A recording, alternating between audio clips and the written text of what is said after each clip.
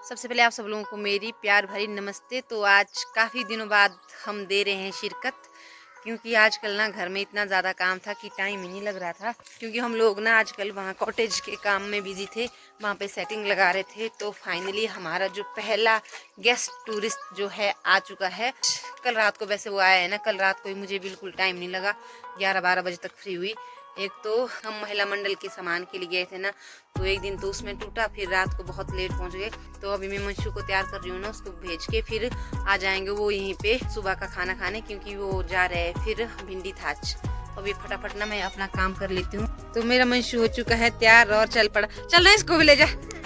रुक जाइए, अपने बाल कर यहाँ से ऐसा, ये काटने पर नहीं यहाँ से। हाँ, 1 मिनट। तो अभी मैं ना उनका वेट कर रही हूँ, क्योंकि वो डायरेक्ट जा रहे हैं भिंडी थाच, क्योंकि वो लोग लेट हो जाएंगे। तो मैं उनके लिए खाना पैक करके लेके आई और यहाँ पे सड़क में उनका इंतजार कर रही हूँ। तो जो हमारा कॉटेज है ना, वो है बिल्कुल वहाँ पे। तो अभी ना मैं आपको उनसे मिलवा नहीं सकी, क्योंकि उन्हें बहुत जल्दी लगी थी।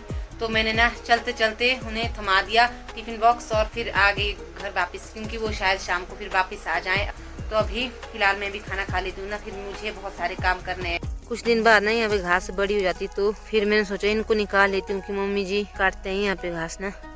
थोड़े से अगर टिक जाए ना मेरे, फिर बड़े हो जाएंगे, तो मैं फिर इनको शिफ्ट कर लूंगी। यहाँ निकाल दी। एक और मिल गई है यहाँ पे।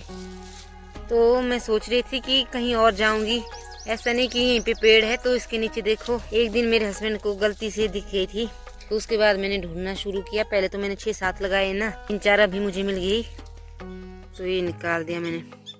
मुझे भी ढूंढते ढूंढते बहुत सारे देवदार के पेड़ मिल गए। और ये वाला जो पेड़ है ना, वैसे बड़ा है, इनके टिकने के ज्यादा चांसेस रहते हैं, जो ये बड़े हो चुके होते हैं ना।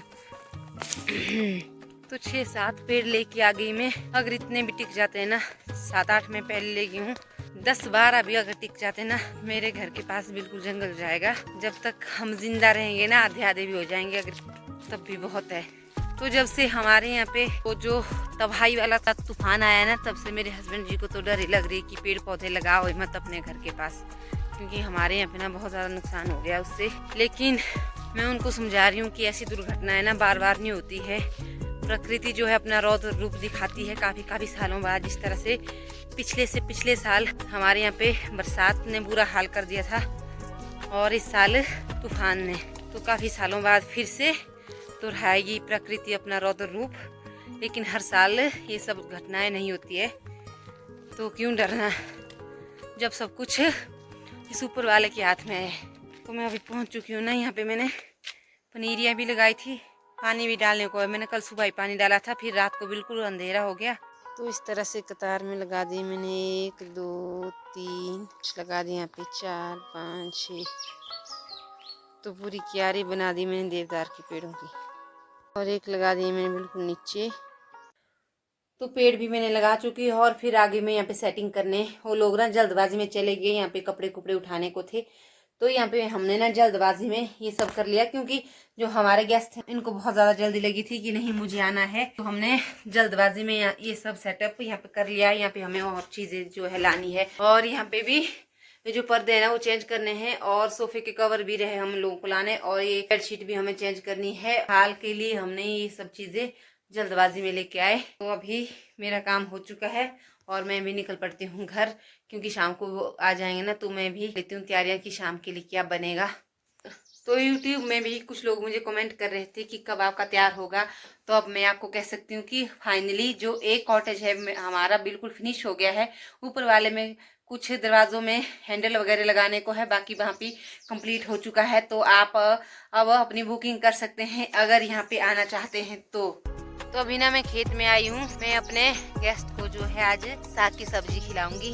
आलू के साथ बनता है हमारे साग, तो हम चाहते हैं कि वो हमारे पहाड़ों की नेचुरल सब्जियों का स्वाद लें। शहरों के स्वादिष्ट भोजन तो उन्होंने बहुत खाए होंगे, लेकिन हम उन्हें पहाड़ों की प्राकृतिक सब्जियां खिलाएंगे, जो स्वाद के साथ साथ सेहत का भी ध्यान रखें।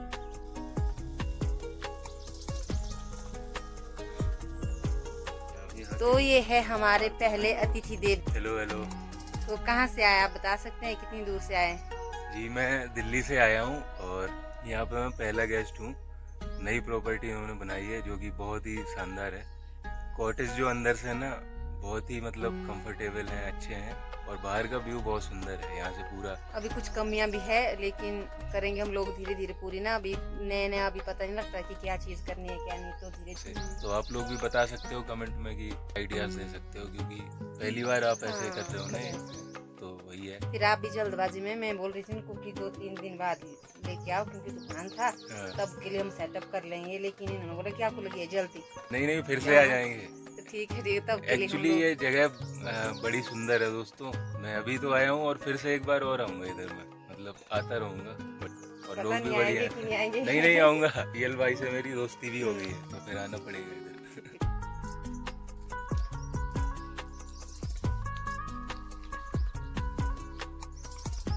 और एक चीज़ और कि ये दीदी खाना बड़ा अच्छा बनाती है, मतलब मैं 2 दिन से यहाँ हूँ, मतलब सही सही मतलब टेस्टी खाना बनाती है। मुझे पता ही नहीं मैं यहाँ क्या खा रहा हूँ, क्योंकि ऑथेंटिक लोकल का ही कुछ है। जैसे कल एक साग था तो बहुत स्वाद बना हुआ था वो। तो यही है, यहाँ आओ और बढ़िया अच्छा खाना खाओ। नॉर्मली खाना ना फिर लोग जैसे आपको खिलाए ना, वो नॉर्मली हम लोग वैसा ही खाते हैं घर में। नहीं ना वही ज्यादा मसाला होता है ना कुछ भी, हम लोग सात्विक भोजन खाते हैं। वही बड़ी इन्होंने बोला था कि नहीं खाते मिर्ची। हाँ, हाँ, नहीं खाते। तो हम लोग खुद वैसा खाना खाते हैं, तो जल्दबाजी में आपको भी वैसा खिलाया। नहीं नहीं, बढ़िया है, वैसे ही खाना चाहिए। मजा आ गया। धन्यवाद जी।